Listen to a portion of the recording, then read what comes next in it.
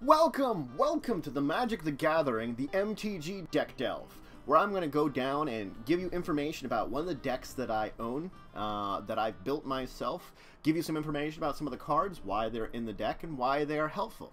So today, by vote that I put up on Twitter, since the end of the weekend last week, I'm going to have a commander deck for you. So let's dive into this commander deck, and of course with our commander to start out with. But we should let you know what a commander deck is if you're not understanding it.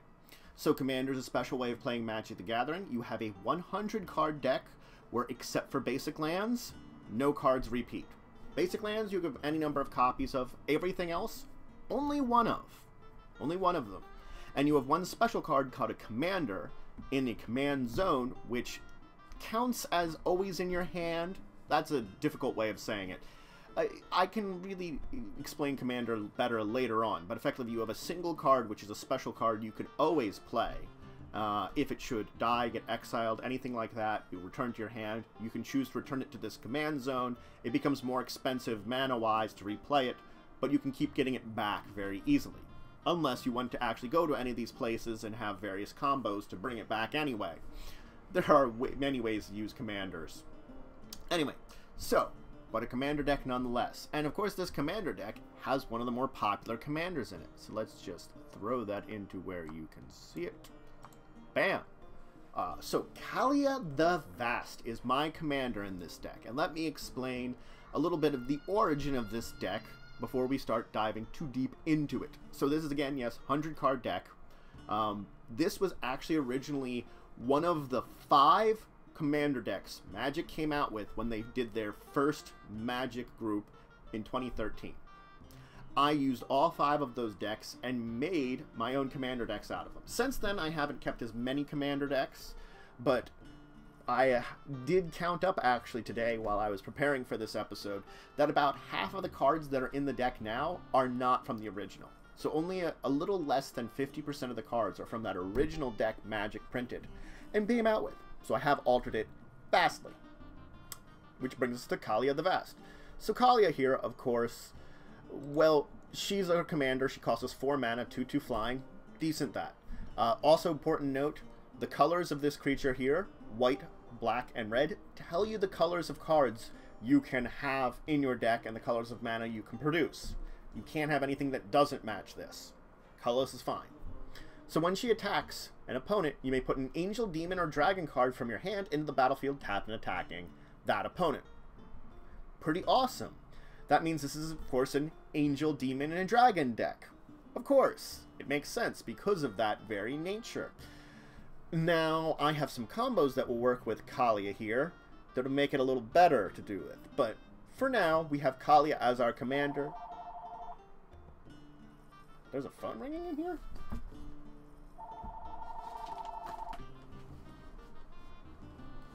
Where's the phone in here?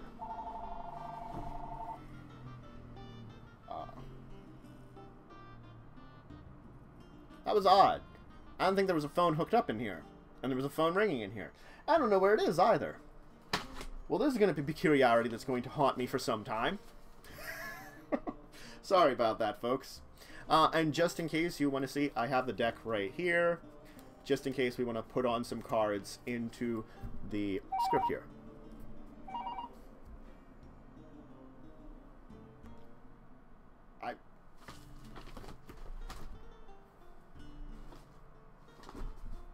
I don't know where this phone is coming from that's ringing.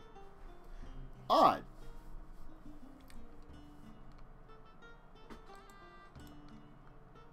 Let's move on, though, and keep talking, because there's oddities that are breaking up the, well, whatever we're doing here. Let's ignore it. So the next card we have after Kaalia, of course, is the Angel Despair. It's an angel. It's a black-white one. When it enters the battlefield, destroy target permanent. It's pretty simple, pretty good. A decent angel. You can combo it with Kaalia that you can attack, throw her out, destroy something you don't want, and it's any permanent. So the Angel Despair does tend to be very good in this mannerism. I think I can stretch this out this way a little bit. That's not what I want to move. We'll move that to a center point a little bit, make it easier for me to change pages. There we go. Just to change images a little easier for me there. Next up, we have Basara, the Battle Seraph. Now, players can't play spells during combat. This could limit me too, but I don't have a huge amount of instance that I'd be playing during combat, so it probably hurt my opponents more. It shuts down things like fogs, other instants that prevent all combat damage. Because as soon as I declare combat, then you can't play spells. So yes, it stops it dead in its tracks. It's preventing spells. Hi, Scott. Welcome. And you can force your opponent's creatures to attack this turn if able. That's a really good one, too. You can basically have your opponents attack with little things that they would have not had ability to attack with and just kill them off. So, great combos with that one. Of course, now we have Bladewing the Risen. I like Bladewing because it combos once again with Kalia's ability to throw an angel, demon, or dragon out. When it enters the battlefield, return a dragon permanent from your graveyard to your battlefield. You resurrect a dragon. So, not only Bladewing gives you a dragon, you resurrect a dragon, and he can pump mana into him, a black and a red, to get all dragons +1/+1 until end of turn. So, Bladewing gets things big and mean very quickly, and can combo off of the other dragons we'll be talking about. Now, here's one that seems a little different, because it's not an angel, demon, or dragon. Jorkaden the Prevailer. Now, the reason I put him in here, for one thing, he's a red-white. Works well with that kind of color pattern that we have here. He's a first strike 5/4, so for 5 mana, he's still a pretty good creature. Meadowcraft here. I don't have a huge amount of artifacts, but getting 3 at least is something I think I could do, and all of my creatures get +3/+0 until end of turn. I make my things just big, just by having Jorkaden out. He's really good that way. It's something that seems so simple, but could mean a big turn, especially when we're talking about creatures like angels, demons, and dragons. Raxia, Boris Archangel. So she's a flying vigilance haste. And let me note, all the cards I'm showing here are the versions of cards I have in this deck. So if you have any questions about any of these cards or anything magic related, please just throw them into chat. Also, for you that are watching this after the stream, throw them into the comments. But Raxia here, so she's flying vigilance haste, 6/3. She's big, doesn't tap to attack. You can throw her right out right away, and she flies. She is expensive. But remember, we're using this with good old Kalia the Vast, who when she attacks, I put angel, demon, or dragon into play. Her special ability is tap. The next 3 damage that be dealt to target creature you control this turn is instead dealt to another target creature. So she redirects damage, which can be very deadly. I could have an opponent deal damage to one of my creatures, and then redirect that damage to another creature that opponent controls, killing it off. I could have my opponent kill its own creatures. That's why I do like Raxia in here. Now here's one that's very good in this deck. Terri, Reckoner of Souls. Terri could have been my commander. Could have been. But Terri just was still good, but wasn't good enough. So Flying Vigilance, once again, can attack without tapping. Flying, 4/7. Tap, choose a creature card from your opponent's graveyard at random. You put that into your battlefield under control. So it is random, but if there are things in your opponent's graveyard, you steal them. You're just like, oh, that thing you had die this turn, it's your only creature in your graveyard? Oh, I'm going to tap Terri. I get it. And this, of course, after I attacked, because I have Vigilance. So I'll just wait until after that phase and grab something and use it to kill you quicker. Terri wonderful that way. Now here's a fun one. Triad of Fates. So for a colorless and tapping it, I put a fate counter on something. For a white, I can exile that creature, and then return it to the battlefield under its owner's control. That sounds a little weird. Why would I do that? Well, come into play effects. Let's go back and consider, without showing you in the picture, consider Bladewing. When he came into play, I got a dragon back from my graveyard. I put a fate counter on Bladewing. I then use this ability, have him go away, come back, I get another dragon back. Or, if I can put it on my opponent's, I can use the black mana and exile that creature that has a fate on it. Its controller draws 2 cards. So, okay, like, now this I could either use to get rid of a creature an opponent controls that I really don't want. They can have the 2 cards. Or if I have something like a little counter or token or something under my control, like a little token creature, oh, I put a fate counter on it. Oh, I exile it. I get 2 cards. I can trade stuff that I don't need or don't want for 2 cards. Triad of Fate is really good in this retrospect, and it fits just perfectly in here. Balefire Lich. If I'm going to play red, if I'm going to play white, I'm going to have the Balefire Lich. I'm sorry. Balefire Lich just ends up being so good. So other white creatures get +1/+1. Other red creatures get +1/+1. If I play a red spell, I do 3 damage to target player. So every time I play a dragon or some kind of other red spell, I burn my opponent. And when I cast a white spell, I gain 3 life. So now I also can play red-white spells, burn my opponent, gain some life on the side, and it's just kind of a little kick to the balls. Little kick to the balls to your opponents. Just to be mean to them. Also because I like being mean to my opponents sometimes by doing that kind of thing. What can I say? A little kick to the balls to your opponents can make a difference sometimes. Yeah. Yeah, it can. Just check. Everything looking good on the stream. Everything's looking fine on the stream. Excellent. I just wanted to make sure. Alright. Why don't we move on through creatures? A Chroma, Angel of Wrath. A Chroma's just a big meme. That's it. I probably, if I could play it from my hand, I'll play it from my hand. But if I can use Kalia to play it, I'd much prefer it. Flying, First Strike, Vigilance, Trample, Haste, Protection from black, Protection from red. Mouthful. A Chroma is just a mouthful, but she is good. And that is why she ended up in this deck, because she is one of the more elite angels that you can have. Especially with all those abilities on her. And of course I have this nice shiny version of a Chroma. You can't tell the shininess on the screen here, I don't think, very well on my camera, unfortunately. Too bad. Angel of Serenity. It's a flying 5/6. When it enters the battlefield, exile up to 3 target creatures or permanents. Exile up to 3 other target creatures from the battlefield and or creatures from graveyards. So you can exile creatures from graveyards too. But when she leaves the battlefield, anything that she exiled is returned to their owner's hands. Now, this actually has multiple uses. I could use it to remove 3 creatures from an opponent's battlefield that I don't want him to have. I can use it to remove 3 cards from their graveyard that he might be able to get back. Or, I could use it to phase in something on my side. If I have a way of then returning Angel Serenity to my hand or sacrificing it, well, then I get those 3 creatures back into play, like Bladewing. And the other way is, because it returns to the hand, I have 3 creatures in my graveyard that I want back in my hand. Play Angel Serenity. They're exiled. I then get rid of Angel Serenity from my side of the board. They go back to my hand. So they've technically been part of the way resurrected. Then I combine that with Kalia to play them out again, and bam, we can see how Angel Serenity has very multiple uses. It's got a variety of uses depending on the situation, and that's why a lot of these cards can be important in your deck. Situational things that help you out, not just one time or one combo, can be very critical to helping you out. Angelic Arbiter. Each opponent who casts a spell this turn can attack with creatures. Each opponent who attacked with creatures can't cast spells. This is an important one, because one of these things occur, the other can't. And these are opponents. You shut down your opponents who want to play spells. You shut down your opponents who want to attack you.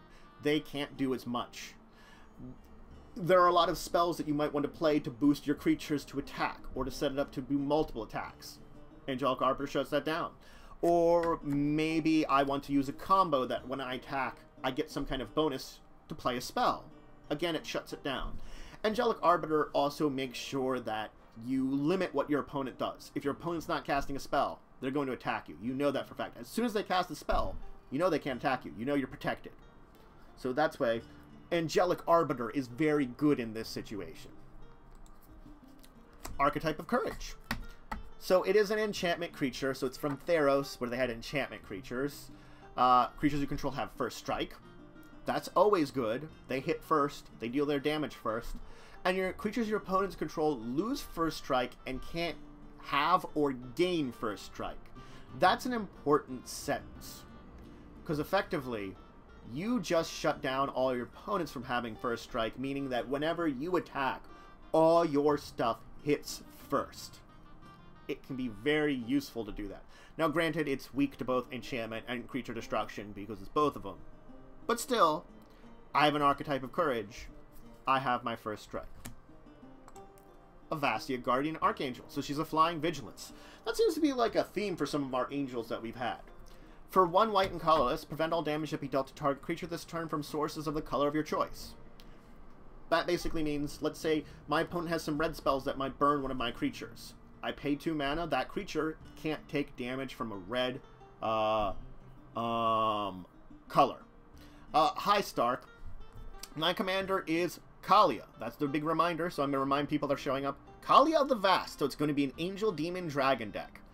And again, I'm going to, a good reminder, this is based upon the original Commander deck that Magic put out. I've over 50% changed the cards from it, so it has been highly modified from that deck. But Avastia here also has 5 mana, 2 white, prevent all damage to be dealt to target player from sources of the color of your choice. So yes, for 7 mana, I could make it that burn spells can't hit me for this turn, or other sources of that color. And these are sources, meaning it's spells, creatures, whatever. It is better against monocolor, but in this case, if you have a bunch of mana, you can shut stuff down and protect yourself. Stark, I will be putting this up on YouTube, though, if you want to see the initial part of it. And again, if you have guys have any kind of questions about this deck, any of the cards I'm talking about, go ahead and throw them into the comments, and I'll answer them. Same for you people that are watching on YouTube. Leave them in the comments, answer questions about the deck and such. Dawnglare Invoker. I love Dawnglare Invoker because it's so simple yet so deadly, and and Scott's got a point there with that a lot of times. It's a flyer, 2/1. That's not the big thing. 8 mana. Tap all creatures target player controls. Bam. If I have 8 mana open, I can shut it down that an opponent can't block me, pretty much. Pretty simple, but a pretty deadly thing. And the fact is that I can have this creature out and use it multiple times, multiple turns, makes it that it's as powerful as it is. I think it's a little underrated because of this strength, because, yeah, granted, it is 8 mana, but it's 8 mana I could do on my 1 turn, on the next turn, on the turn after that, and if I'm playing a multiplayer game, I just made sure that I could maybe crush 3 different people in a row. A little fresh water always helps out. Karmak Guide. For flying protection from black. It's got Echo. Echo means I have to replay its mana cost at the beginning of my next upkeep. The big thing about Karmak Guide here is when it enters the battlefield, I return target creature card from my graveyard to the battlefield. I resurrect something. That's the simplicity of it. And now the problem is you could bring this back and forth into play. I have techniques of it with things like Angel of Salvation, ways that it leaves battlefield, re-enters it to get more creatures back from my graveyard. But I do have to continue thinking about the echo cost. That's the only problem about it. Because if it's been in control since the beginning of your last upkeep, yeah. That's a good question about what color Scott would be. Ooh, what color Scott would be? You know, if you people know Scott, I'll definitely check that out to talk about what color he is. Daleric. Okay. That's a question I could leave in the comments. Mother of Runes. Tap. Target creature gains control of protection. You control gains protection of the color of your choice until end of turn. It's a lot like the Avastia, only this is protection, meaning I can't be targeted by certain spells. I can't take damage from it. I can't be blocked by that. This helps against monocolor, definitely. I can make a creature unblockable effectively. It helps protect against certain spells. If someone wants to target me with a spell or effect, I can be like, oh, I have protection this turn. Spell or effect fizzles. And again, just, you know, in general, it doesn't take damage from sources of that. So Mother of Runes has a lot of variety to it, and it's very good. So we're going to look at the 2 here. Runetail Kasune Ascendant. Runetail is good for one sheer fact that I haven't talked about. In Commander, if you're playing it, your life total doesn't start at 20. It starts at 30. So, think about that. Its ability here is when you have 30 more life, you flip it. I'm starting at 30 life in this game. I play Runetail. I flip it right away. Now, Runetail's Essence, it becomes a legendary enchantment. And here's where Runetail really becomes good. Prevent all damage that be dealt to creatures you control. Let that sink in. Creatures you control, you prevent all damage that be dealt to them. Your creatures can block. They will technically take the damage, meaning you don't have to worry about trample, but prevented all the damage that would be dealt to them. So they just live through damage no matter what. I could throw them out and attack without a care in the world, because guess what? It won't matter. They can take all those hits. Again, another great reason Runetail is very good. Shattered Angel, an angel that I could not go without, especially because Commander tends to be a little bit more multiplayer. Not always, but I've seen that it seems like Commander games do tend to have a little bit more of that in their flair. Whenever a land comes to battlefield under opponent's control, I may gain 3 life. So yeah, I play this, even in a single-player game. Every time my opponent plays a land, I may, if I choose to, gain 3 life. And so, when people want to play pretty much a land every turn, the amount of life you're going to gain is staggering. And as soon as you hit multiplayer, staggering amounts of life gain with Shattered Angel. So yeah, Shattered Angel was a great one to throw in here. Sonblast Angel. We're going through a lot of white. As you can see, there is a big stroke of white throughout this. You're going to notice that in at least the creatures, it's mostly going to be white and red. Very few black. I have other things in black that make it that it's useful to be in this deck. But Sonblast here is a 4/5 flying. When enters the battlefield, destroy all tapped creatures. Pretty simple. Now, granted, I probably don't want to combine this with our good friend Kalia, because she has to tap to attack. And when she puts things in the battlefield, they're tapped and attacking. So, I mean, you could play her to kill herself. But it would be a good combo that... Oh, wait a second. We have a perfect combo here. Dawnglare Invoker. Ooh. For Commander, you always stick at the 100. Always 100, because that's the nature of the game. Only 1 copy of every card, of any card you can play in here, except for basic lands. So that's why all these cards here are individuals. I can't have multiple copies in a Commander deck. My Commander will always be in a separate spot. And yes, I'm not going to be changing anything around for multiplayer or single player. A good thing about a good Commander deck is it's made to do either. And I think this is a good Commander deck, so it could technically do either, with the right combos. But the Sonblast here, combined with Dawnglare, the one that taps everything and player controls, you just wipe out one person's army. Very simply. So, Sonblast has other combos too, and especially because I have ways of removing Dawnglare from the game, putting it back into play, using his effects again. We've seen this with some angels already. So yeah. So the question, just to clarify for those of you watching on YouTube who can't do this, who haven't seen the comments, do you add or remove cards depending on whether or not you're playing multiplayer, single player, and Commander? And that was what I answered. You would probably not. You could definitely have a change in meta, and what you would do is you'd have a certain number of cards you replace, because it's always going to be 100 cards. And that's not a terrible thing to think about for certain decks, especially if you want a sideboard, and what you just have to have is a number of generic cards that you'd switch out for your sideboard. Like I have 3 or 4 cards, and then I would, of course, switch them out with cards that might help me. But the nature of Commander, because it is such a large deck, 100 cards, that's one of the reasons why it hits to multiplayer a lot more. The reason that 60 cards is the standard for Magic is it's a faster thing when it comes to 2 players, and you don't have to worry about missing cards as much. You have to think about it. I have only 1 copy of every card in this game. So except for Kalia, who's in my command zone, who I can get every game, that's the advantage. I can get her every game. Everything else, I have no idea what I'm going to get. No idea in Commander. So yeah, that's why having a little bit of variety and flexibility in the cards that you have help a lot. And especially some of these different things. And little combos, multiple different combos. I have ways of making Sonblast Angel here going off multiple times. I have like 3 or 4 ways in this entire deck. So I'm comboing these sets of cards, but it doesn't matter which combo I get. Those same cards can combo with something else that when it comes into battlefield. So having variety means I don't have to change up my metagame at all. And that's the important thing. Having multiple layers of combos. And when you build a good deck, you don't usually have to worry about that. I know I do technically make a lot of my decks more multiplayer focused, and I do confess to that, because that's my favorite way of playing. A whole bunch of friends.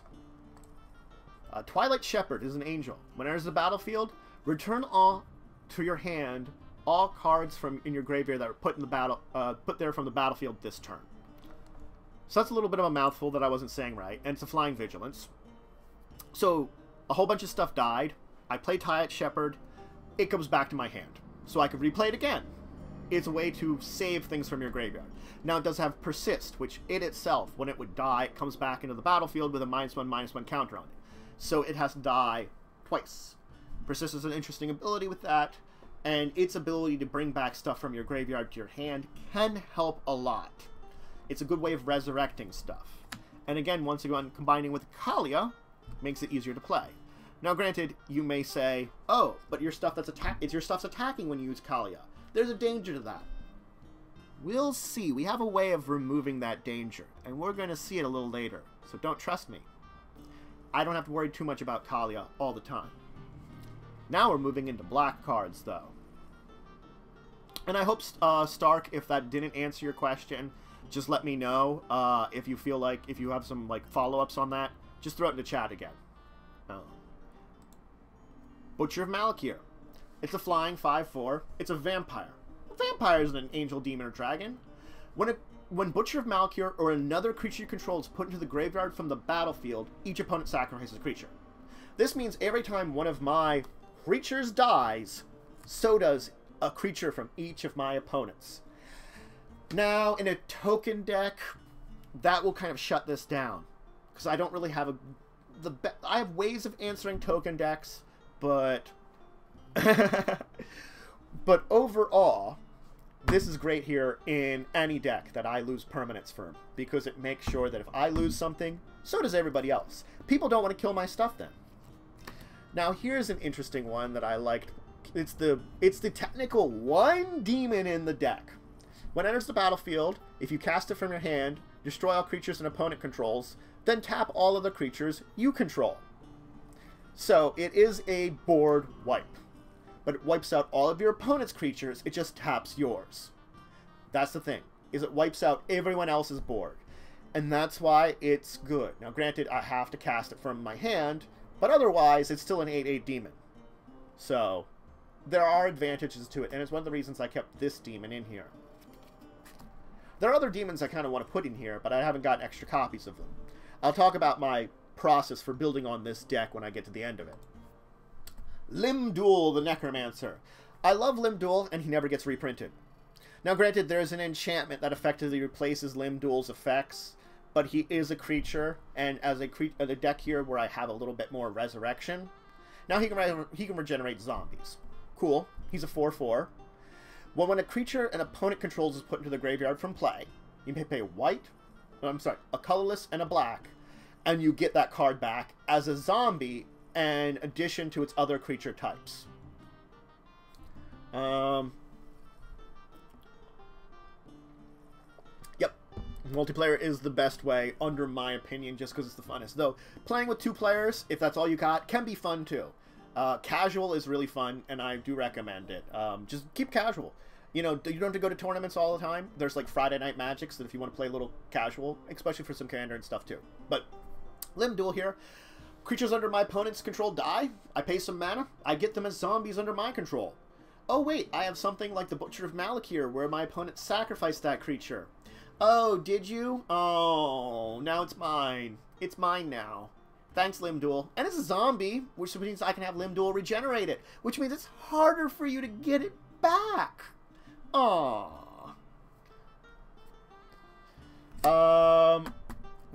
Just Stark, what do you mean by pet cards? The question is, what pet cards you stuck in it? Like cards that I like for various reasons. I've heard the term before, but I can't remember it. Just throw it to me in chat what you're meaning about that one. Let's move on to another flip card. Nezumi Grave Robber. So it's remove a card from an opponent's graveyard from the game for 2 mana. If there are no cards in that opponent's graveyard, flip it. Okay, so I have to just pay a bunch of mana, remove cards from opponent's graveyards from the game. So that ability in and of itself can be very useful. If I don't want to flip this, I can shut down graveyard decks very easily by just continually removing stuff from the game. So that's very good. Period. Now, if I do want to let it get flipped, we become Night Eyes the Desecrator. Put target creature card from a graveyard, any graveyard, into play under your control. So now it's 5 mana, but I can steal anything, or I can resurrect anything under my own control. Night Eyes has some incredible amounts of graveyard resurrection ability, and it is only 5 mana to use it. So that's a reason that Night Eyes is very good here. Throwing it in to get some big power. Okay, those weren't too bad. A Chroma, Angel of Fury. That was kind of weird. Didn't we have a Chroma before?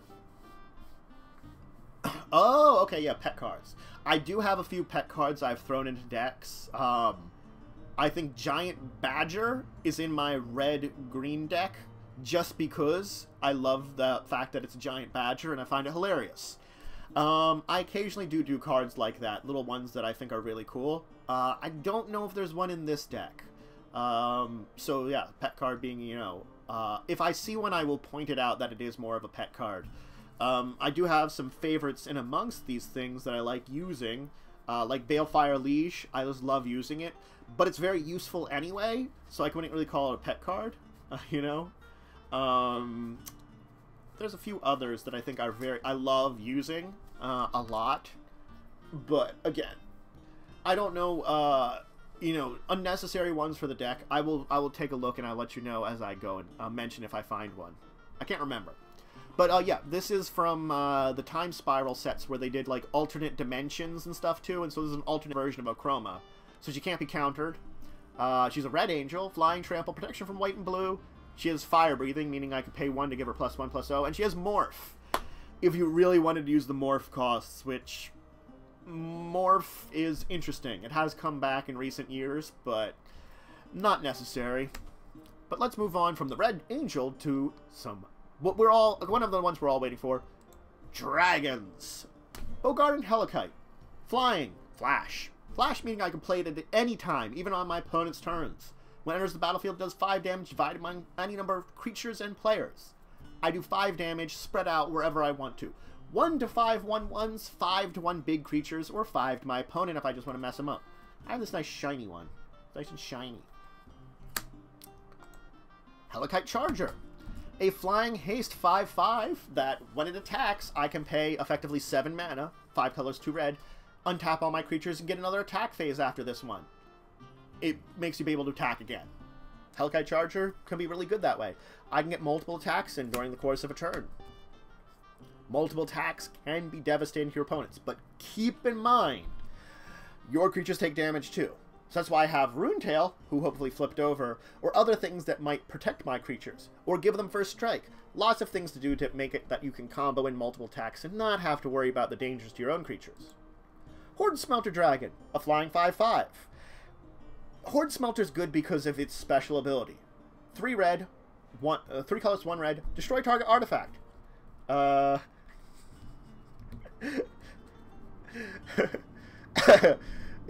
Horde Smelter Dragon gets +X/+0 until end of turn.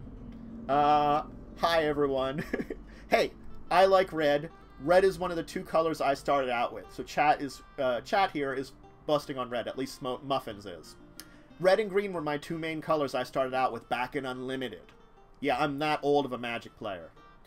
So basically, you destroy artifacts, Horde Smelter gets bigger. And the big fact of it is not that Horde Smelter gets bigger and maybe can kill your opponent. It's that you destroy artifacts with it. You eat artifact.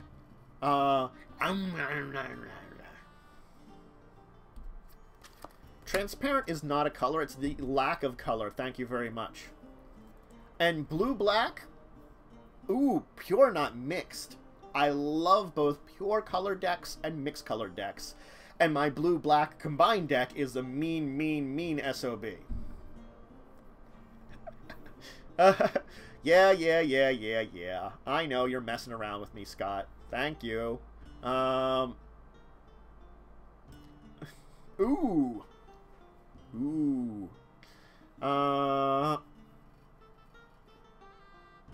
the theme of this deck is basically board control. I'm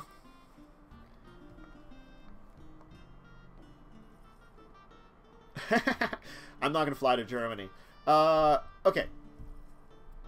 So the secondary themes and goals of this deck, aside from sneaking out angels, demons, and dragons, is control. If you haven't noticed, all the cards in here are about board control. I limit my opponent's numbers of creatures. I tap my opponent's numbers of creatures. I exile stuff from my opponent's graveyards. I'm all about the control here and dominating the board. Because I have only a few creatures, and this is not made to make tokens, it's all about it. It's all about getting everything out here and controlling the board here. A lot of the angels here are about destroying opponent's stuff, stealing opponent's stuff, and making my side dominant. And that's the point of it. Also some protection. A little bit of protection on the side to make sure my creatures stay out. Because again, I have a limited number of creatures. Because token protection is a powerful effect when it comes to a lot of decks. And I don't have any here. Mana Charge Dragon, a flying trample. And this is a fun ability. It's got Join Forces. When it attacks or blocks, each player, starting with you, may pay any amount of mana and give Mana Charge Dragon plus X plus O, where X is the total amount of mana spent this way. So it means not only can I use this on my own side and pay any amount of mana to make Mana Charge Dragon really big, anybody can play it. So if I'm trying to attack player C, and player B wants to have me kill player C, they can pay mana too. Mana Charge Dragon is joined. Everyone can join forces to murder the same person. Yay! Yeah, I know that's a little silly of a thing, but yeah, I like Mana Charge Dragon in here. And I'll try to like say a little bit about the themes a little bit more as I'm diving into it. But yes, board control is the other than sneaking out the big creatures. That's the main ability of it. Sorin, Lord of Innistrad. I got the foil one from the deck. You know, so Sorin, he ticks up one, and you get a, yeah, angels, demons, and dragons have teamed up to murder people. And some vampires and some humans at the side, too. But the vampires and humans are just supporting them. They're supporting roles to everything. Which I think 1, 2, 3, 4, 5, 6, 7, 8, 9, 10... So 10 of these creatures, this big pile of creatures, is non-angel, demon, or dragon. So I do have to confess to that. But you put 1/1 black vampire creature token with lifelink into the battlefield. Lifelink vampires, those are pretty good. Tick up 1's pretty good. It's tick down 2. You get an emblem with... So this is a really good one. Just the ticking up and ticking down, well, the tick down 2, you get an emblem where your creatures get +1 +0 permanently. Emblems you can't get rid of. So, this Planeswalker here, I don't know what's going on with Ollie today, if he's streaming usually today. I haven't heard from him, so hope he's alright. But anyway, you get a token, or an emblem, where you get +1 +0 to all your creatures. Then you can keep getting them. Now, the big tick down here is during your upkeep, destroy up to 3 target creatures and or other Planeswalkers. So you destroy Planeswalkers this one, and then you return those from the graveyard to the battlefield under your control. So not only destroy creatures, 3 of them and get them, which you can do after 4 turns, the turn you played and then 3 other turns, and if you want to keep Sorin. But you also can do that to Planeswalkers, and now I have your Planeswalkers. They're mine. They're my new friends. I've stolen them. Oh, we're a group of friends here. I stole all yours. Sorin, just nut punch. Nut punch. And control, once again. Elspeth. Elspeth's the fun one. Tick up 1, get a 1/1 white soldier. Simple. So these are my 2 token productions, the Planeswalkers. But they are targets, and that is why I don't consider them critical. But this also works with the Triad of Fates, that if I want to exile one of these tokens to get cards, I can. Now for tick up 1, target creature gets +3/+3 in flying until end of turn. I could make something bigger. There's not many things that don't fly I could give flying. The Demon. Now here's the big one. Tick down 8. You get an emblem, our friends emblems, with artifacts, creatures, enchantments, and lands you control are indestructible. Mario? I pronounce how's he pronounce it? Like Mario or something, or he was pronouncing it really weird, the Mario. Yeah, I agree. All he pronounces Mario weird. But no, you give pretty much all your permanents indestructible. It doesn't work on your planeswalkers, unfortunately, but all your artifacts, enchantments, lands, and creatures are. Indestructible's nice. It's so nice.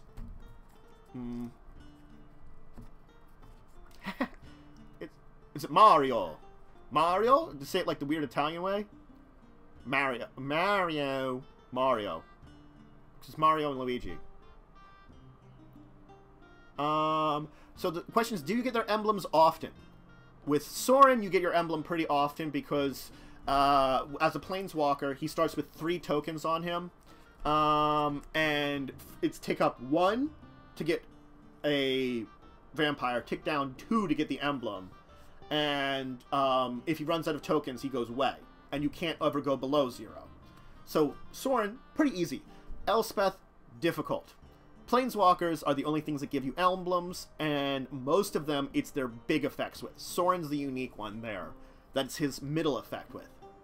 Did I try to call it, instead of Mario, I tried to call it, Mario? Mario? I think that's something from, like, Philadelphia or something. Philadelphia does weird things sometimes to our language. Southeastern Pennsylvania. I blame it for a lot of stuff. Mario. I'll keep doing that. I'll keep doing it in the bad Italian accent so I get it right. Mario! Anyway, let's move on to enchantments. We've finished up our creatures. Creature pile and planeswalkers. Consecrated Effort.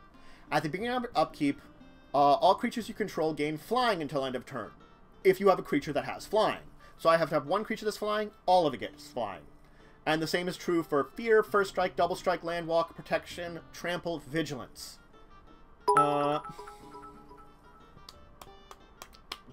Thanks, Scott. Hey, that showed. Did the noise show up? Did it say something? Just let me know, chat.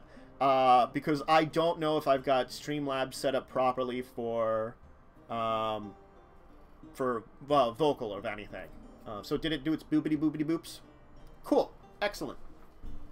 And displayed. I saw it display at least. Excellent. Working right. For at least for now. Okay. So effectively, all those creatures that have special abilities, if one of them have it, all of them have it. And that's a great thing about it. So if I have a Chroma out who has a whole ton of abilities, all my stuff have. I like my Irish coffee glass. Thank you very much. It was the coolest looking glass, and I chose it properly for my bits. So Consecrated Effort does a great job of sharing abilities. Dega Sanctuary. Dega Sanctuary, I think, is one of those cards that's close to a pet card. So, Stark, this is close to one of them. This one, if I control a black permanent, I get 2 life. If I control a red permanent, during my upkeep, I gain 2 life. If I control both, I gain 4 life. So it is useful, but it's such a weird little thing of red, black, white decks. That's kind of one of the reasons that I kind of went for this one. I like it. I have to figure out a way I can cut off Firefox's top when I stream this. I haven't figured out a way to do this yet. And if people are wondering about my background overlay, I used an image from one of the Magic wallpapers to do that. That's the background here. It's the Ixalan background, a little bit. I'm sure anybody who's really big Magic player would maybe recognize that that's what it is in the background right now. Noble Purpose. Whenever a creature you control deals combat damage, you gain that much life. Okay. Thematic. Yes. So, my creatures deal damage, I gain life. Pretty simple. Now, it is combat damage, but still, my creatures deal damage, I gain life. I love dealing damage, gaining life.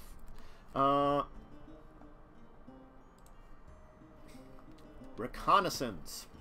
This is the one I wanted to mention.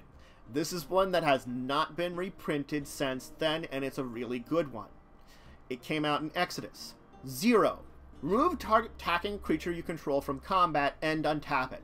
The creature neither deals nor receives combat damage this turn.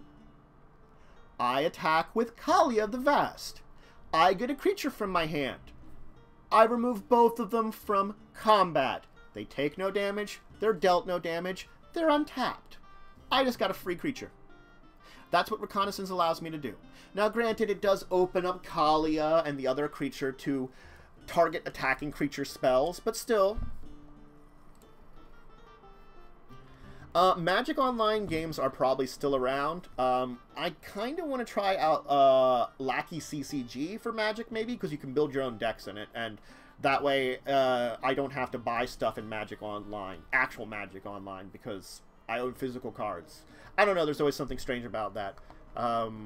It's probably less efficient for the online play and stuff, but I played it with some Star Trek, the customizable card game, just the other week. And it worked really good. So I'm going to test it out, actually, one of these times here for stuff. Righteous Cause. Whenever a creature attacks, you gain 1 life. It doesn't say when a creature you control attacks. It's whenever anything attacks, you gain 1 life.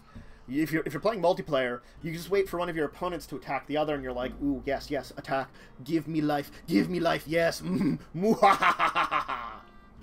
Again, it's about control. And laughing evilly, because I love the little evil laughter there. Exquisite Blood. When an opponent loses life, you gain that much life. Which is important to note here. Damage equals loss of life. Loss of life does not equal damage. So when an opponent takes damage, that becomes loss of life. When an opponent loses life, they lose life. There is no transfer back and forth. But that means anytime an opponent has taken damage over the course of turn, it becomes loss of life. It becomes life gain for you. There's technically a combo with this one. If you're using Lackey CCG, you have to load up stuff, which you have to look online. It's a little challenging. I might do a video talking about, like, or something, or a stream or something, talking about how to load up stuff in Lackey CCG. Because I loaded up only 2 things to it so far. Yeah, the Sanguine Blood combo. I don't have it in here, but I have it in other decks. I do have the Sanguine Blood combo. I just don't own enough Sanguine Bloods. That it's, if you gain life, an opponent loses life, and when an opponent loses life, you gain life, and therefore, as soon as you gain 1 life, your opponent loses all their life. And you get it all.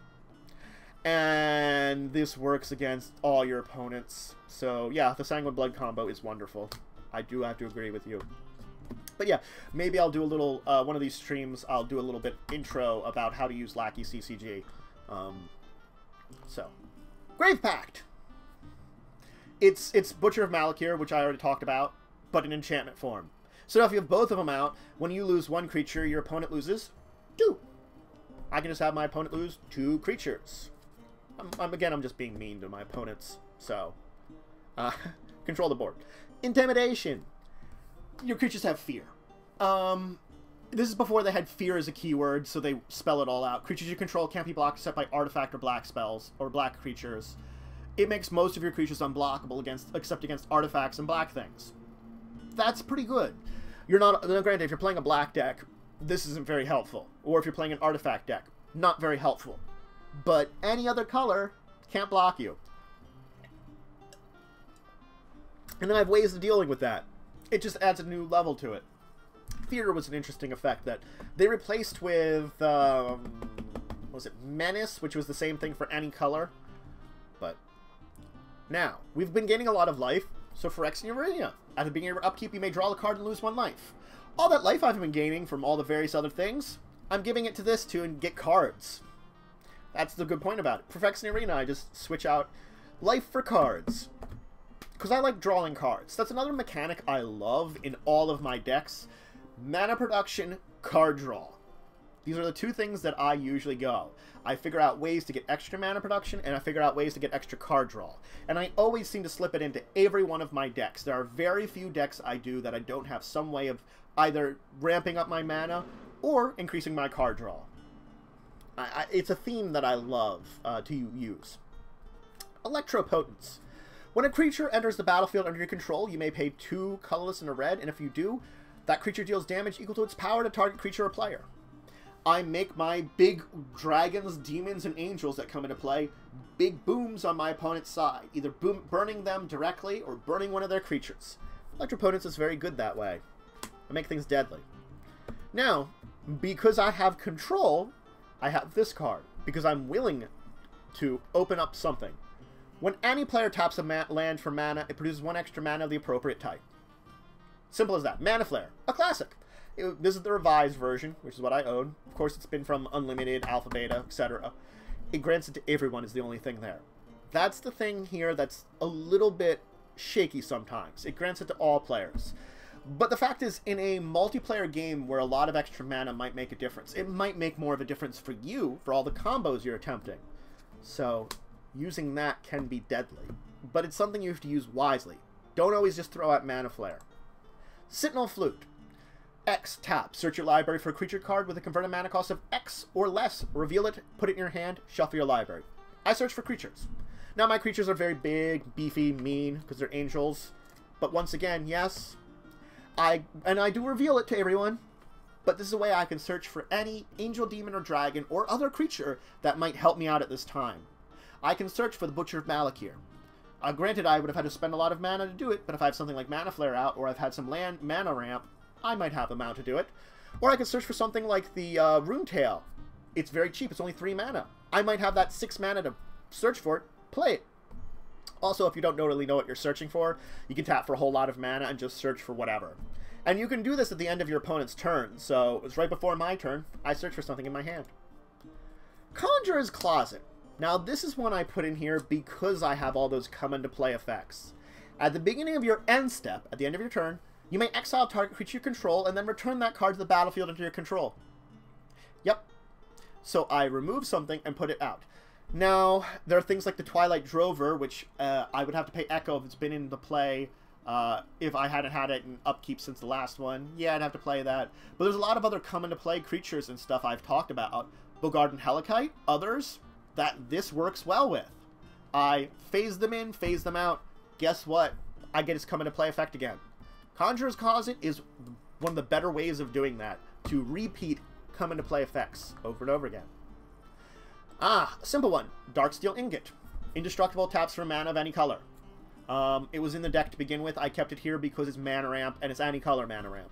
So these are little good ones here that I kept in there. Dream Stonehedron. It's expensive. It is expensive mana ramp, so it's 6. Gives me 3 colorless.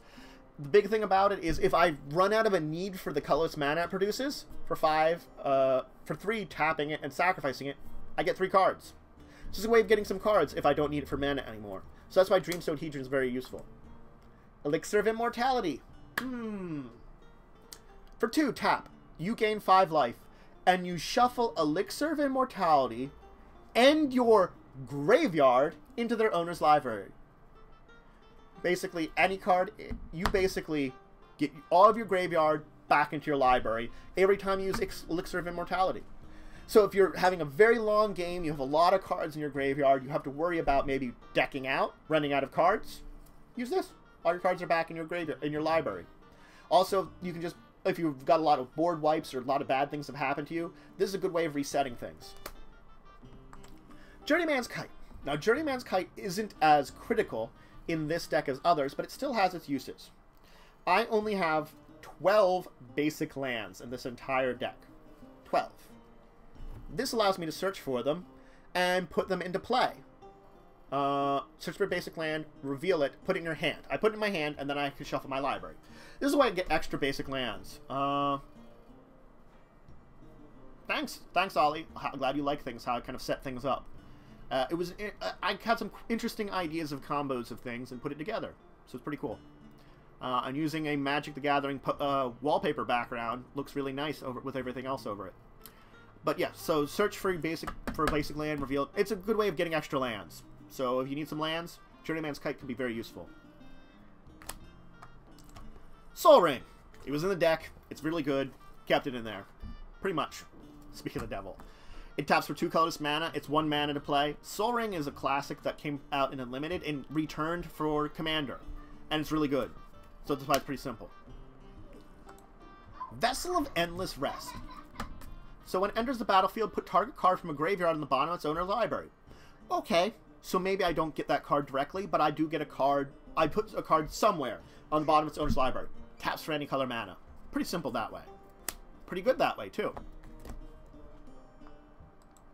Lightning Greaves. It's equipped 0. Equipped creature adds haste and shroud. This means I can give anything I have in play just haste. That's the point of it, is I just make it that I can use it the first turn it comes into play. The Shroud is also good because if I really need to protect something, I've got Shroud. I can't target it with Shroud. It's not as good as Hexproof, which I could target it myself, but it's a great way of doing things.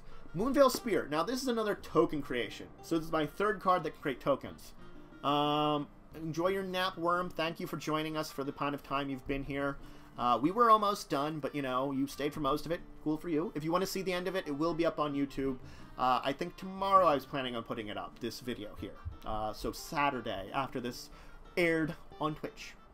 So equipped creature has first strike with Moonveil Spear. That's cool. When it attacks, I put a 4/4 white angel token with flying onto the battlefield. So this I can combine with Kalia, and then I can combine it with Reconnaissance, and I keep getting angel tokens, along with all the creatures from my hand. The angels, demons, and dragons I'm throwing out from my hand. Really nice that way. Whisper Silk Cloak. Equipped creature is unblockable and has Shroud. The point of this is to make something unblockable. I could also put this on Kalia. So now Kalia has Whisper Silk Cloak on her. Now she can't be targeted. She's unblockable. I can just throw her out, do 2 damage to someone, and get something. This is a way, another way, to make Kalia very effective, to make her unblockable. These little ways that I have to make it that I can use Kalia are great in this deck, and I have a whole bunch of them that I have a variety. Now we're done with artifacts and equipment. Salt Blast. Destroy target non-white permanent. If you're playing a pure white deck, you can destroy a land with this. Otherwise, you can just destroy anything in the board that's not white. It has its place, it has its purpose, it's useful that way. It's just destroying something.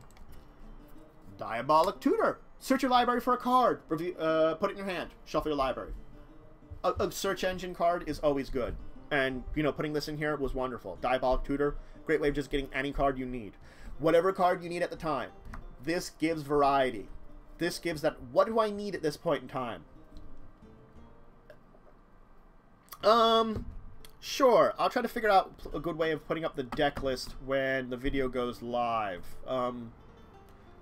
Maybe I will find a place to put that and I'll link it then. So yeah, I'll put up the deck list. I might be able to put it in chat or in the description. Description might be too small, so I'll figure out a way to put a link to the deck list up for you guys. So, cool. That's something I didn't do for my Zoblin deck for last week, so I will try to put that up for the Zoblin deck also. So, yeah, Diabolic Tutor, very good. Plague Wind! Destroy all creatures you don't control, they can't be regenerated. It's another board wipe for everyone else's cards. That seems to be the target of all my board wipe abilities in this deck, to wipe out everyone else's. Hello, Blood Scythe. You're coming in for the end of the stream. Welcome. If you want to catch the rest of it, I will be putting it up on YouTube on my channel tomorrow. Welcome, though none the same. I hope you enjoyed the little bit of last year where we finished talking about this Commander deck in Magic the Gathering. So Plague Wind, another control. Rise of the Dark Realms. There is no budget to this one, and technically 50% of the deck here was from the original 2013 Kalia the Vast Commander deck. I took that deck and I have replaced cards in it, and I'll explain when I'm done talking about all the cards my process for building this deck. It is an Angel, Demon, and Dragon Commander deck. The thing about this one is it's technically partial designed, and I'll explain that when we get to the end of it. But Rise of the Dark Realms. Put all creature cards from all graveyards onto the battlefield under your control. It's a pretty simple one. If I combine that with something, if I have enough mana and I combine that with something like the Plague Wind, I get a whole bunch of creatures this turn. I kill everyone else's creatures, I get them. So there is a lot of combos with Rise of the Dark Realms, stealing a whole bunch of stuff, and also resurrecting all your stuff. Alpha Brawl. Target creature an opponent controls deals damage equal to its power to each other creature that player controls, and each of those creatures deals damage equal to its power to that creature. This is a target opponent nuking something. Thank you for that. I didn't even realize that. Control Tab. Oh, thank you. I've never had to deal with that with this thing here, so thanks. So, hey, look at that. I don't have to use the, I can get the mouse off of there. Thank you, Blood Scythe. But Alpha Brawl, nonetheless. My opponent has one big creature. I have that creature deal all its damage to all my opponent's other creatures, and they deal their damage combined to that creature.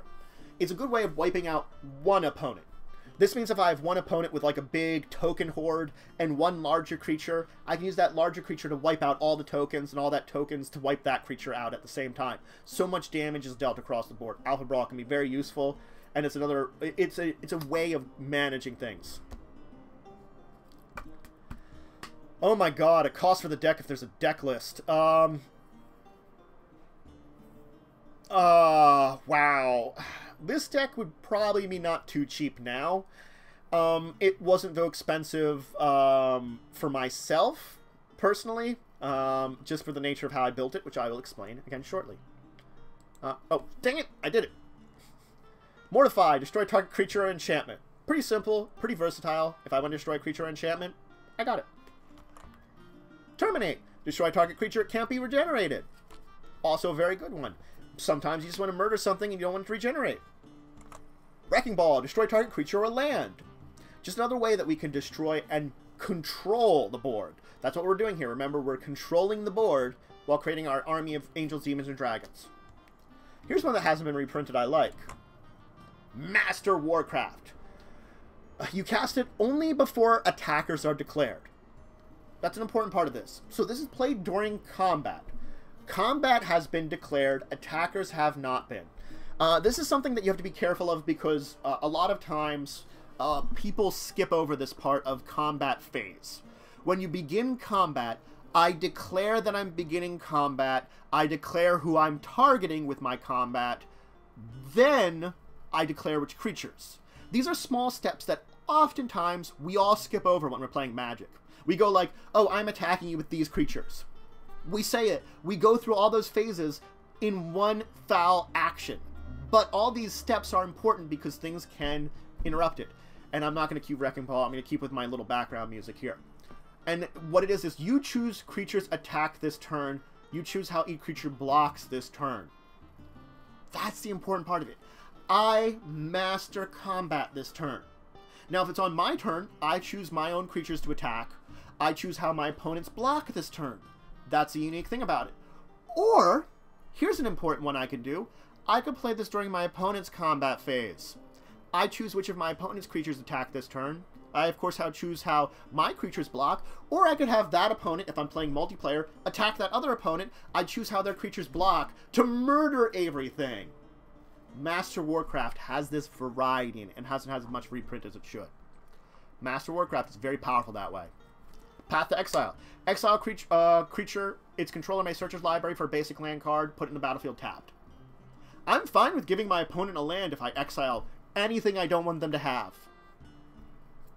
Just get rid of it. Get rid of it. Return to Dust. Exile an artifact or enchantment. If I cast this during my main phase, I get to exile a second one.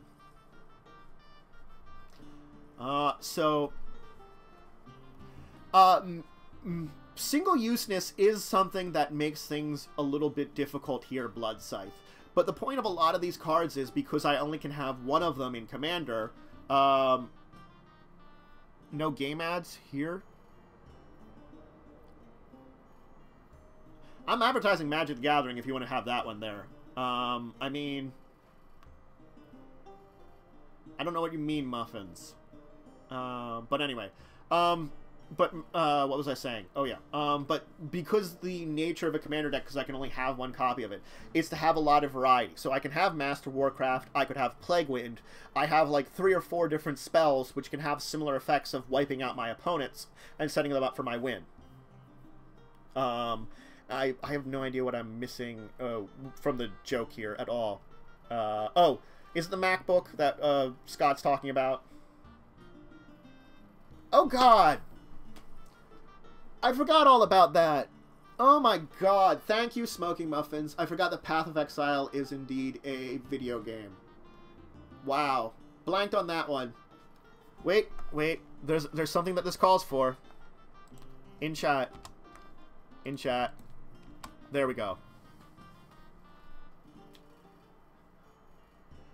There we go.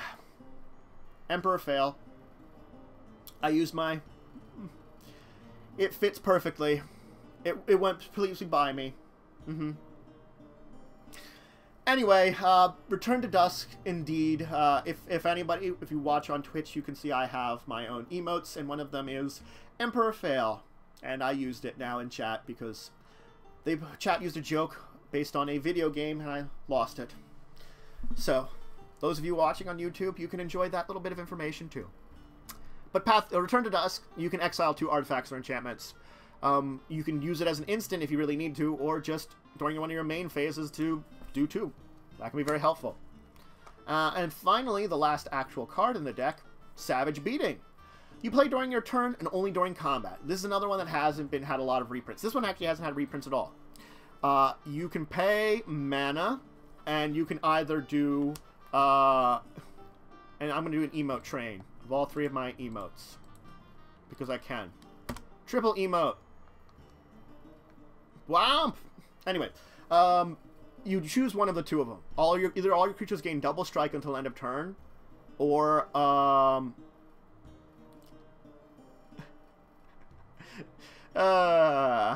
yes, blatantly they stole the name from Magic the Gathering. Path to Exile did. Of course, there's also like a billion Magic cards of names, so you can't really name anything without stumbling over a Magic card at some point in time. But anyway, you can either give all of your creatures double strike until end of turn, which they do first strike damage and then normal damage, or you can untap all your creatures and gain an additional combat phase. Now, the big thing about this is if you pay 2 extra mana, oh god, I mean, look, failure is failure. You can entwine it. It means you can pay extra mana and do both of them. Give all your things double strike and an extra combat. Emotes are indeed a royal decree. And I have my subscriptions now, so if people really love some Emperor Fail there with the giant D20 crushing a person, you can get it too. Go ahead and subscribe. I'll advertise myself a little bit, because I can. Let's talk about lands. We'll quickly go over lands. There's not a lot of special things about it. Orpath Basilica enters the battlefield. You return a land you control. You could have already tapped it for mana. It does enter battlefield tap. Taps for white and black. Pretty simple. Tainted Field. Taps for colorless. Or if you have a swamp, it taps for a white and a black. So, I mean, if you don't have a swamp, it still is useful. Chroma Refuge. You gain a life when it comes to play. It comes to play tapped. So it's a little bit slow still. Andy's Hovel. I don't have any goblins. So, but it is a black-red land other than that. So it comes to play tapped since I don't have a goblin reveal. Dragonskull Summit. Summit. Dragonskull Summit.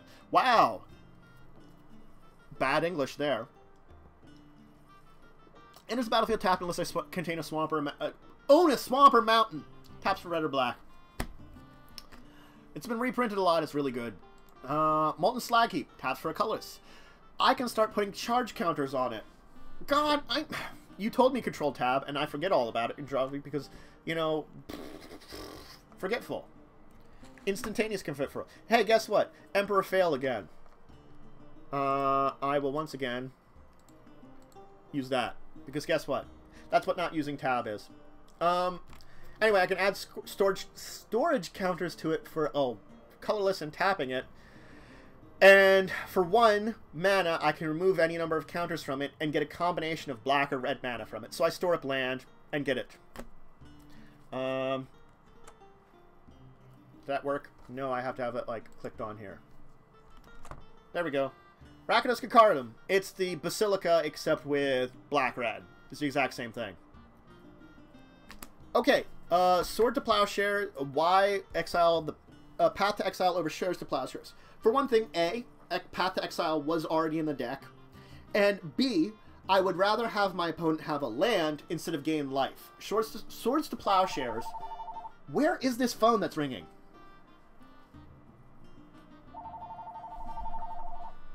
Give me a second here. No. There shouldn't be a phone ringing. I don't know why there's a phone ringing in here. Or where it came from. This is really weird. Anyway, Swords to Plowshares gives my opponent life. I believe it's equal to the toughness of the creature. Now, that can be pretty devastating for me. Because that's more damage I have to deal. Especially because I'm going to use Path to Exile to get rid of something very big, powerful, strong, normally. Now, it could target something that's critical to their deck, too. But I would, again, rather than giving them life, give them a basic land.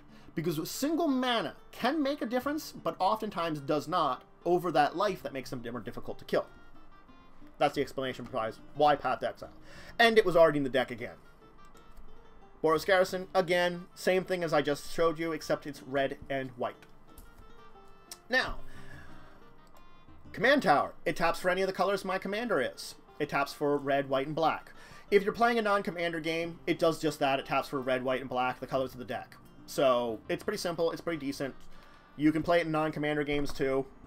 You don't actually have to commander. They just have... Well, that's the way we say it. I don't know if that's the official wording on Magic. I would have to check. Okay, power.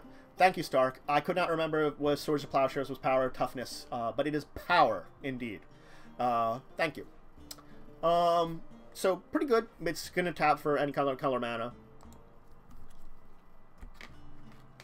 Yeah, I mean, if you wanted to, you could get at least half the cards I still have in this deck very easily. If you could find the 2013 Commander deck, I can't remember what it's called, the one here that had Kalia the Vast in it. It's also in Commander Anthology. So if you would get Commander Anthology, which is a little more expensive, it comes with, I think, 5 Commander decks for 100, but it's from all the years of them, and they're really good ones.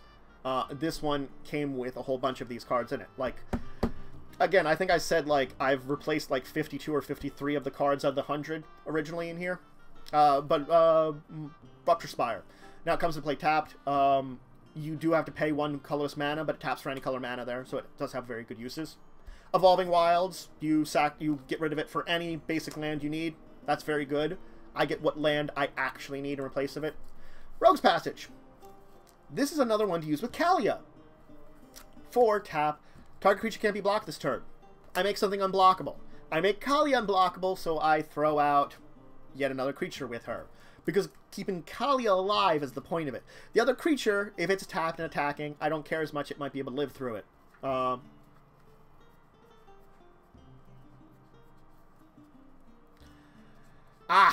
See, I don't know if Commander 13 was a reasonable price nowadays, but some of the cards from it might be still reasonable priced if you want to get individual cards.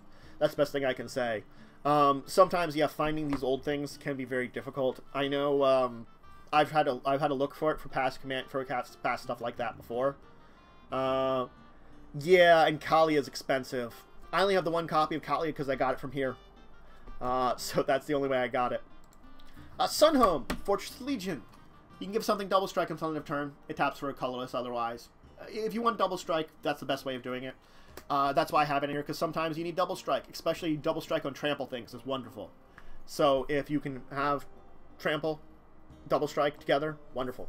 Temple of the False Gods. It's not great, but it's decent. It's probably not something you want in an opening hand. But if you control 5 or more lands, it taps for 2 colorless. Sandblast was in this deck as well. Let me just check to make sure. Salt Blast was in this deck. Salt Blast. Sandblast wasn't, I don't think. But Salt Blast was originally in another deck, and I put it in here. So I have Salt Blast. Terramorphic Expanse. It's Evolving Wilds. That's it. Vesuva. When it comes to play, you may choose a land and play. Oh. Yeah.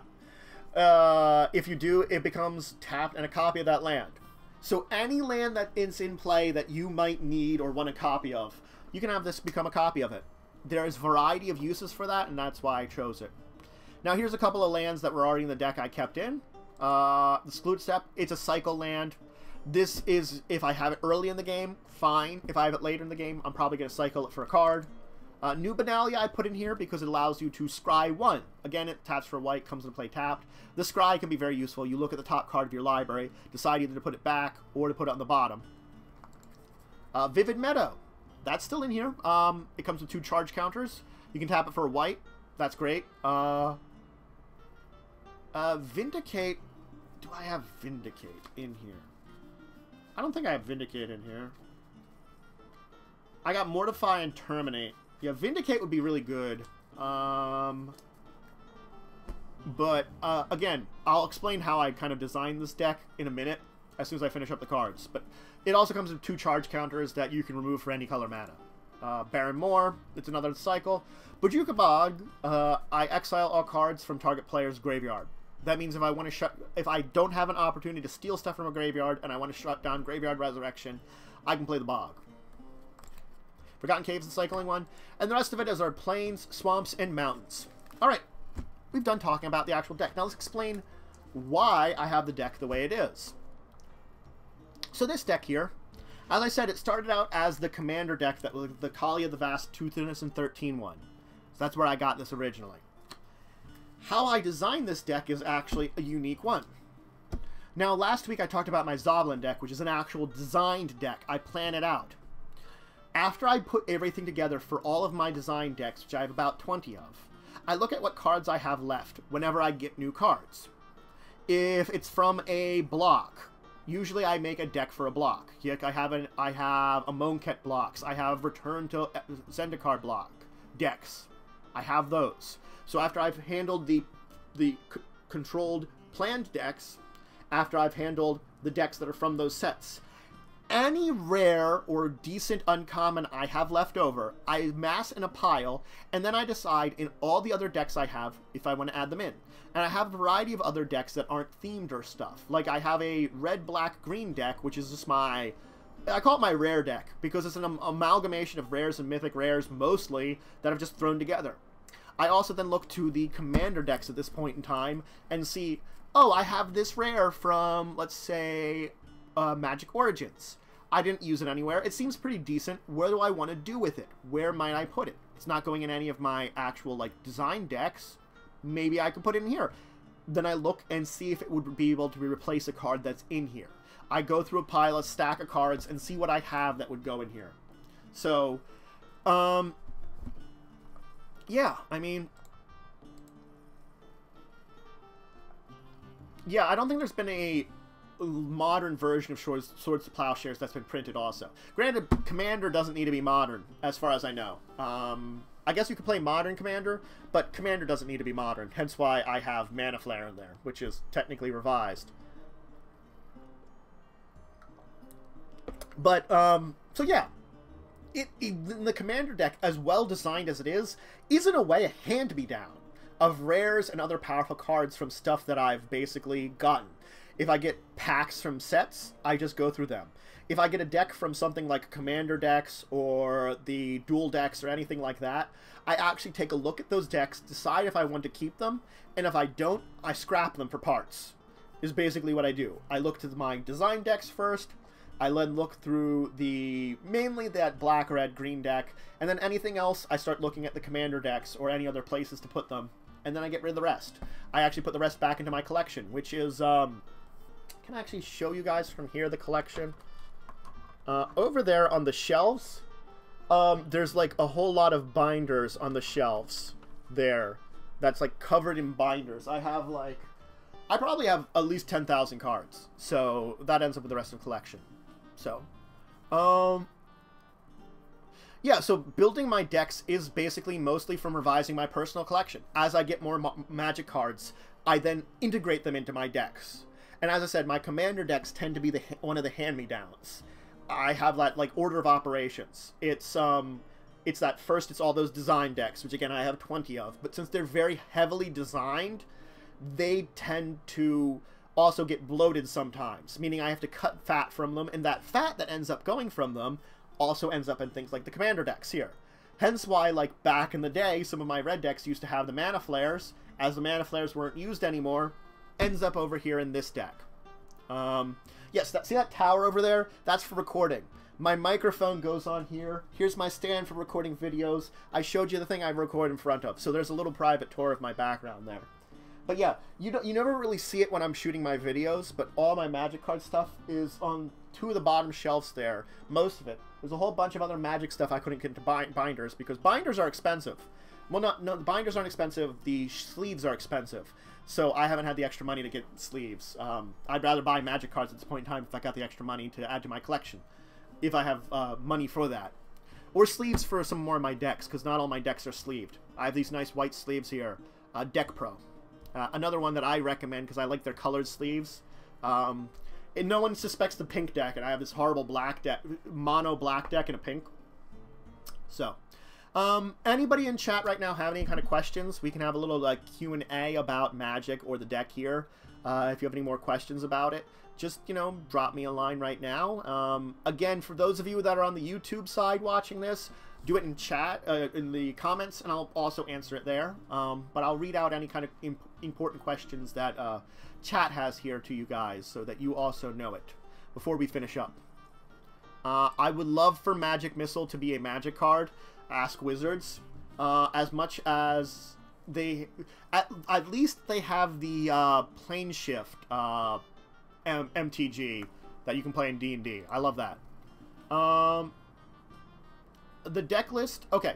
I will link to some kind of deck list. I don't know if I'll put that up. I might put the deck list up on either my Facebook or my Tumblr, and then link it to the chat, the description, then when I put it up on YouTube tomorrow.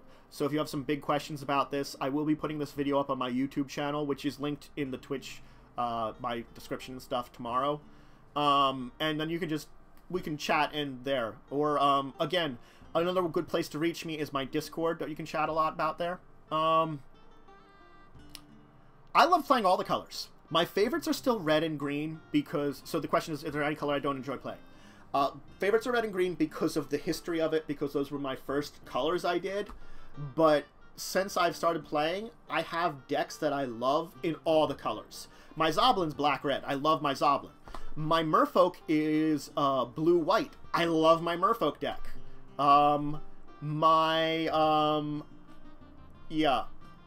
Yeah, Gruul. That was where I started.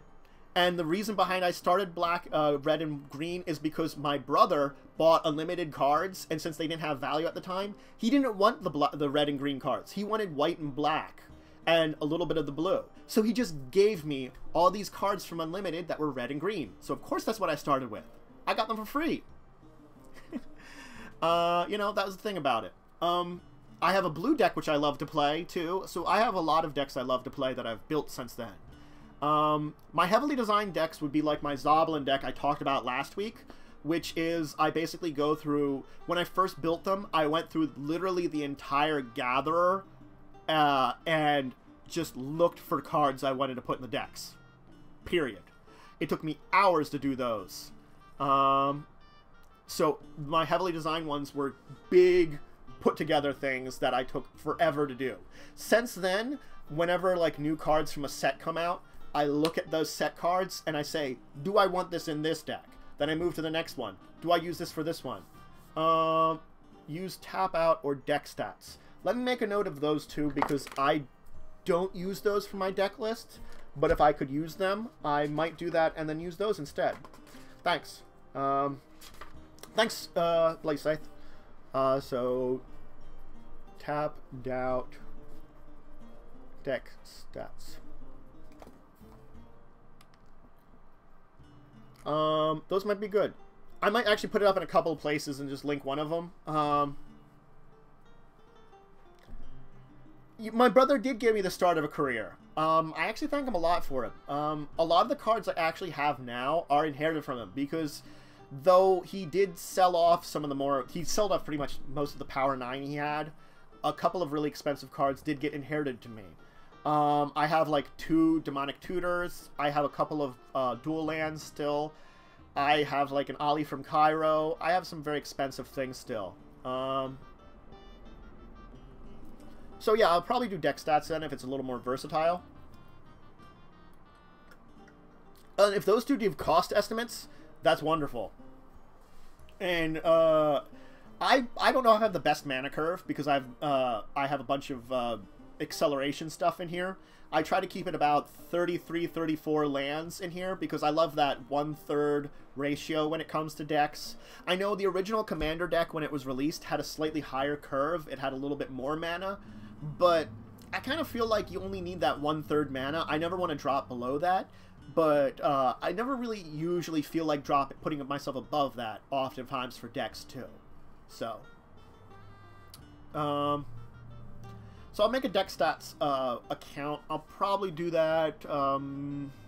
I might do it this afternoon, but I got some work to do for the YouTube channel side of things tonight.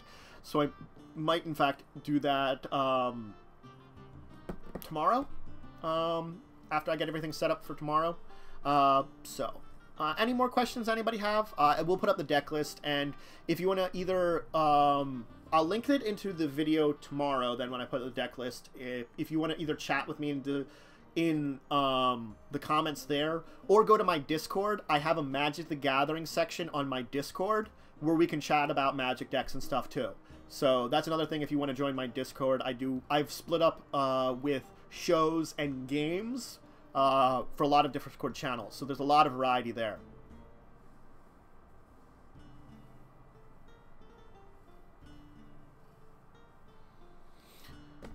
So EDH Rec.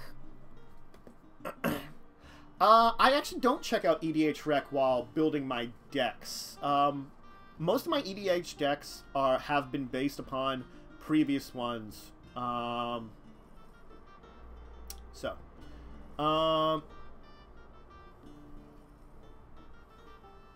Anything else you guys want to ask right now for in chat? Oh, good for deck stats. Thank you. That helps out. Maybe they'll complain about my EDH deck and say, like, this is terrible.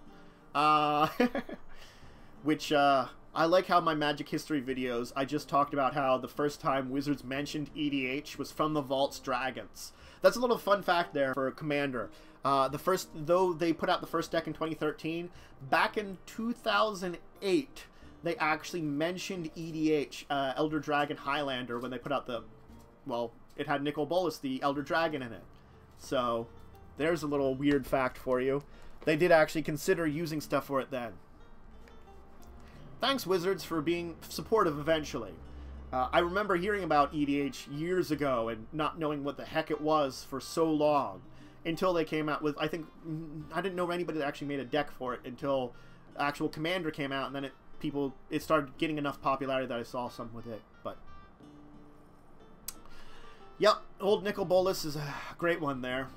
I like all versions of his card, including the classic one. Because it's when he deals damage. So if you just give him something that he can tap to deal damage to something, then you can have an opponent discard their hand. Yeah, it's mean.